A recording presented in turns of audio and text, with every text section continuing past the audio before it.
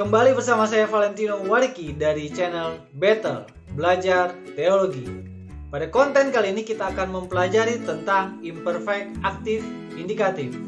Bagaimana proses pembentukannya dan seperti apa bentuk terjemahannya. Mari bersama kita belajar.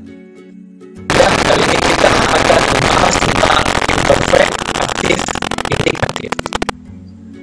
Imperfect aktif indikatif ya, atau yang disingkat dengan IAI dalam parsing nantinya, memiliki fungsi untuk menunjukkan kegiatan yang sedang berlangsung ya, linear atau continuous action pada masa lampau.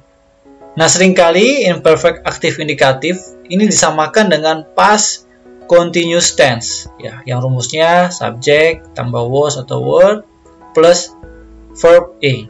Ya, walaupun nanti dalam materi lanjutan ya dalam imperfect nanti akan ada beberapa penyesuaian ya.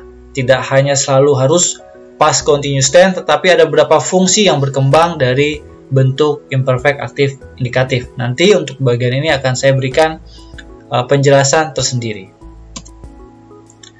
Nah, adapun bagaimana imperfect aktif indikatif ini terbentuk, ada beberapa yang harus kita perhatikan. Yang pertama adalah augment e. Nah, augment e seringkali digunakan sebagai petunjuk bagi bentuk verba atau kata kerja di masa lampau. Ya, ada teori yang mengatakan bahwa e ini merupakan suatu old adverb ya, yang seringkali diartikan sebagai then dalam bahasa Inggris, yang tentu berkaitan tentang masa lampau ya, atau mengenai aktivitas di masa lampau. Ada hubungannya. Lalu kemudian setelah itu ditambahkan dengan stem verba. Ya, lalu kemudian baru akhiran ditambah vokal penghubung omikron atau epsilon ya, tergantung kondisinya. Dia di depan mu atau di depan new. Nah, perhatikan di sini akhiran beserta vokal penghubung yang diberikan ya, untuk membentuk kata kerja imperfect. Ya, di sini yang pertama untuk orang pertama singular on. Lalu orang kedua singular adalah s, orang ketiga singular adalah n atau e, ya. Lalu orang pertama plural omen, orang kedua plural adalah et, dan orang ketiga plural adalah on. Ini merupakan akhiran-akhiran yang ditambahkan untuk membentuk imperfect aktif indikatif. Contohnya dari kata luwo ya. Ketika luwo kita bentuk menjadi imperfect aktif indikatif, maka inilah bentuknya.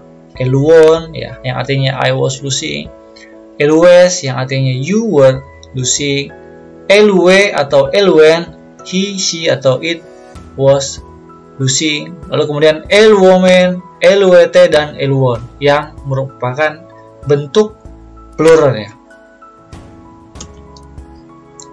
Nah, ada beberapa aturan untuk augment e di sini. Yang pertama adalah verba yang diawali dengan sebuah konsonan. Nah, biasanya dia akan ditambahkan e atau epsilon di awal stem.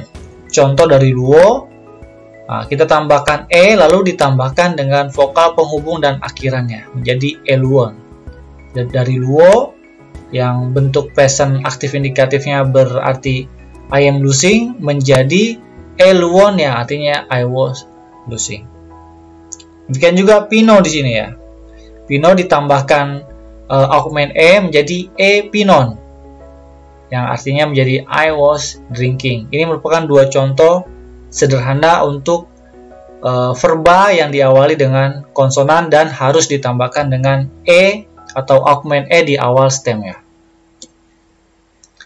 Lalu yang kedua berikutnya, verba yang diawali dengan sebuah vokal biasanya akan mengalami perpanjangan vokal terkait. Contoh dari akuo ya, karena dia harus diubah ke dalam rumusan augment e, maka alfanya akan mengalami perpanjangan ketika ditambahkan dengan augment e, sehingga dia menjadi bentuknya menggunakan eta, jadi ekuon. Demikian juga egero ya. Di sini epsilon di sini ditambahkan dengan augment e menjadi panjang menjadi eta menjadi egeron. Nah, jadi ada perbedaan ketika vokal ketemu vokal. Adapun augmentasi yang mungkin terjadi di bawah ini ada beberapa contoh ya. Seperti kalau augment E ketemu epsilon ya, kita sudah lihat contohnya menjadi eta. Kadang-kadang dia adalah A ya, menjadi A, tergantung dari kasus kata kerja ya.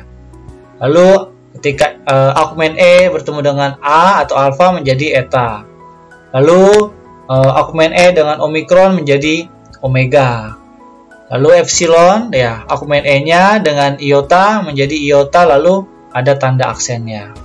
Demikian juga augment E dengan upsilon. Nah, upsilonnya ada tanda circumflex dan seterusnya. Ini beberapa contoh augmentasi yang mungkin terjadi. Apakah ada lagi yang lain? Tentu ada ya.